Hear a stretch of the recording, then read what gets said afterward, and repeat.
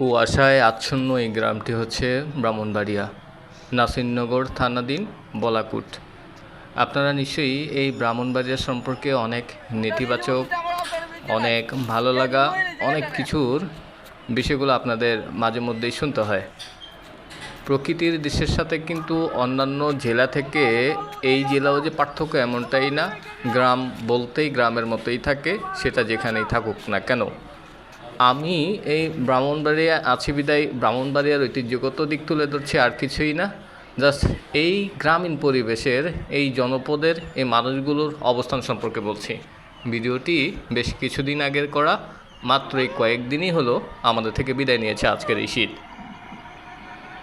প্রকৃতির সান্নিধ্যে যখন আমি আসি, কোনো না কোনো কথা বলে থাকি এই প্রকৃতিকে নিয়ে। হাজার বছর, বছরের পর বছর সৃষ্টি যে যুগ, সেই যুগ থেকে এই গ্রামের পরিবেশ কিন্তু আজকে আমাদেরকে বার্তা দিয়ে যায়। তারা বহুকাল ধরে, বহু বছর ধরে, বহু কাল ধরে তারা স্থান জায়গাটুকু দখল করে নিয়েছে। কালক্রমে আমরা সেগুলোকে ধ্বংস করে ফেলি, এটাই আর কি। ভিডিওটি করা ছিল সকাল ঠিক 6:45 অথবা 50-এর মধ্যেই। এই জনপদের মানুষগুলো একটু ভোরেই ওঠে, ফজরের ওয়াক্ত দিয়েই তাদের শুরু হয় তাদের কার্যক্রম। কৃষি প্রধান নির্ভরশীল মানুষগুলো এই কাজগুলোই ভিতরে সবসময় যুক্ত থাকার কারণে তারা নিয়ম নীতির মধ্যে কিন্তু সবসময় থাকে, যেটা আমরা শহরের মানুষগুলো জানি, আবার জানি না, পারলেও করি না। গ্রামের মানুষগুলো স্বচ্ছ এবং স্বাভাবিকভাবে জীবনযাপন করার একটা প্রক্রিয়ার মধ্যে দিয়ে কিন্তু তারা চলে, যেটা তাদের মন, শারীরিক সব কিছুটাই ঠিক রেখেই পর্যায়ক্রমে দিনের পর দিন তারা অতিবাহিত করছে তাদের জীবনযাত্রার মান।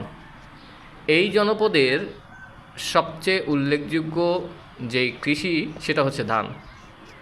বছরে 2 থেকে 3 বার তারা এই ধানগুলোই সংরক্ষণ করে।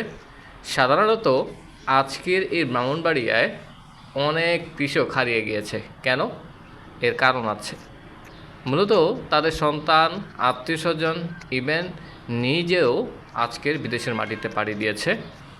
তার কারণে এই জনপদের কৃষির যে সম্ভাবনাময়, সেগুলো প্রায় হারিয়ে যাচ্ছে দিনের পর দিন। ভিডিওটি আশা করছি আপনাদের কাছে ভালো লাগবে। যেহেতু কুয়াশায় আচ্ছন্ন, আমার মনে হয় কিছুটা হলেও ভালো লাগবে।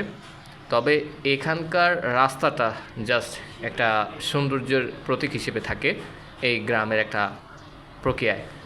আপনারা ইতিমধ্যে যারা আমার ভিডিওগুলো দেখেন, রিলেটেড কমেন্টস করেন, আপনাদের প্রতি কৃতজ্ঞতা।